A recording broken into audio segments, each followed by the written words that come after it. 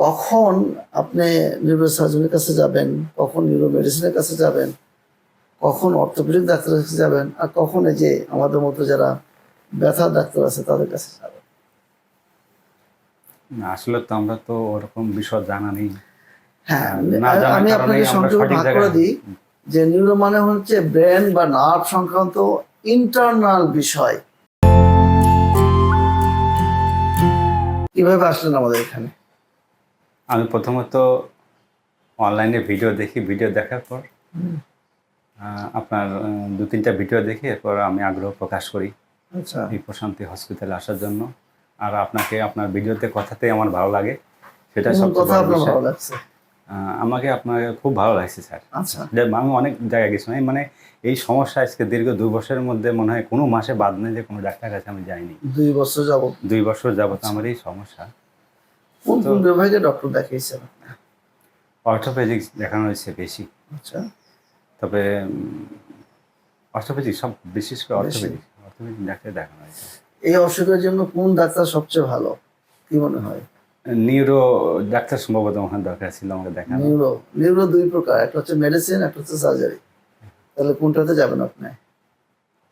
Medicine মানে কেন জিজ্ঞাসা করছি যে এই ধরনের আপনার একটা ক্রনিক ডিজিজ, যে কোনো ক্রনিক ডিজিজের পেশেন্ট, যেমন ধরেন যে যাদের কিডনি সমস্যা আছে তারা, যারা স্ট্রোক করেছে তারা, যাদের দীর্ঘমেয়াদী হার্টের সমস্যা আছে, এই মাসে 1-2বার ডাক্তারের কাছে যাওয়া লাগে, তারা মোটামুটি মনে করে যে অনেক ডাক্তার আছে তারা ভালো জানে, যেতে যেতে একটা অভিজ্ঞতা হয়। ওই জন্য আপনাকে এত কিছু জিজ্ঞাসা করছি। ঠিক আছে স্যার। নিউরো মেডিসিন আর নিউরো সার্জারি কেমন? অর্থোপেডিক্স, আমরা পেন স্পেশালিস্ট। কখন আপনি নিউরো সার্জনের কাছে যাবেন, কখন নিউরো মেডিসিনের কাছে যাবেন, কখন অর্থোপেডিক ডাক্তারের কাছে যাবেন, আর কখন এই যে আমাদের মতো যারা ব্যথার ডাক্তার আছে তাদের কাছে যাবেন? না, আসলে তো আমরা তো ওরকম বিষয় জানা নেই। হ্যাঁ, না জানার আমি কারণে আপনাকে আমরা সংক্ষেপে সঠিক ভাগ করে জায়গায়। দিই যে নিউরো মানে হচ্ছে ব্রেন বা নার্ভ সংক্রান্ত ইন্টারনাল বিষয়। হ্যাঁ, জি স্যার। যদি থাকে তখন আপনি নিউরো মেডিসিনের সাহায্য নিতে পারেন, যেগুলোর বাইরে থেকে বা এরকম পরীক্ষা নিরীক্ষা করে খুব বেশি কিছু পাওয়া যায় না। অর্থোপেডিক্স মানে হচ্ছে ভাঙাচোরা, ভাঙবেন অর্থোপেডিক্সের কাছে যাবেন, মূলত বেসিক। জি স্যার। আরো কাজ আছে ওদের, হ্যাঁ ওরাও ব্যথা ডিল করবে, কিন্তু যে ব্যথাগুলোর সার্জিক্যাল তেমন কোনো ইয়ে নাই। হ্যাঁ, জি স্যার। ওরে বেনিফিট দেওয়া যাচ্ছে না, ওষুধ খেয়ে বেনিফিট দেওয়া যাচ্ছে না, কিন্তু দেখা যাচ্ছে যে এইখানে কোনো একটা জায়গায় একটা নার্ভ আটকা পড়েছে, ইন্ট্রাপমেন্ট হয়েছে, কেউ একটু বেঁধে দিয়েছে, জি স্যার।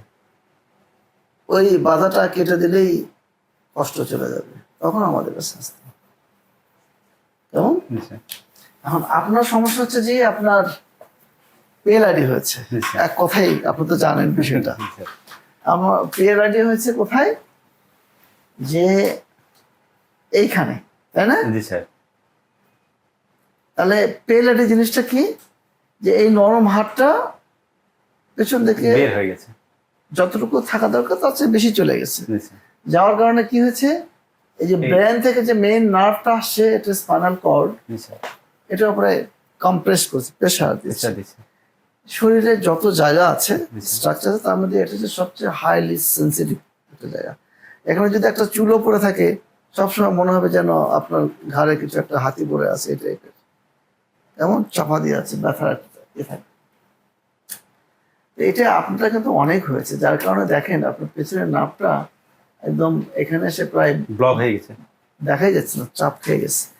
এটা এটা বেসিক্যালি টিউবের মতো একটা জায়গা, এরকম টিউব, এটাতে চাপ দেওয়া হয়, এটা চাপটা হয়ে যাবে, ক্রিয়া বন্ধ হয়ে গেছে, চ্যাপ্টার হয়ে গেছে, যার কারণ হচ্ছে কি আপনার কন্টিনিউয়াস পেইন হচ্ছে।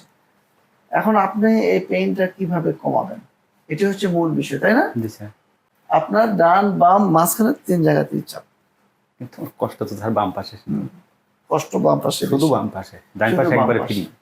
এটা খুবই ভালো, কম্পারেটিভলি বাম পাশে বেশি।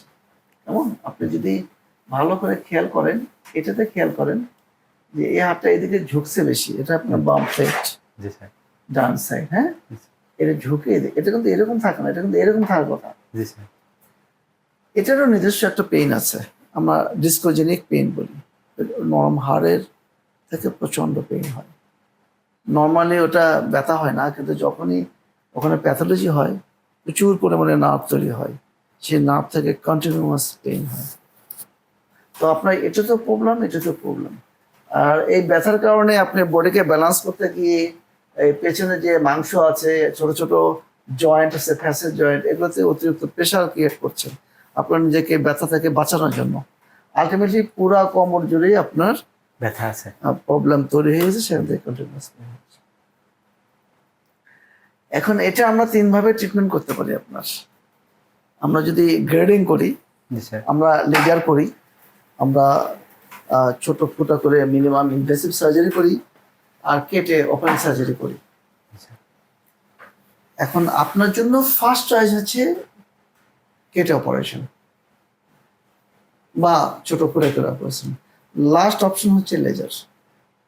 এখন কথা হচ্ছে স্যার, ওই বিষয় হচ্ছে যে লেভেল অনুযায়ী একজনের সামর্থ্য আছে, একজনের সামর্থ্য নেই, বড় ধরনের। আপনি যেটা করতে আমার পারেন, আমি অল্পের মধ্যে আমি যেটা বলছি, বেশি অল্পের ভালো মধ্যে হয়, যেটা আমি করতে খুবই চান, একটা ছোট কর্ম করি, সেখান কি থেকে করেন?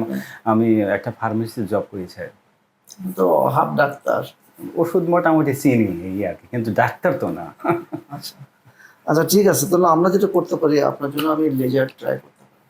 আমি তো স্যার ভিডিওতে লেজারের উপরে একটু দেখেছেন, কিন্তু লেজার মানে সবকিছু লেজার দিয়ে করে ফেলবো, এটা ভাবার কোনো সুযোগ নাই, তাহলে এতগুলো বিভাগ তৈরি হতো না।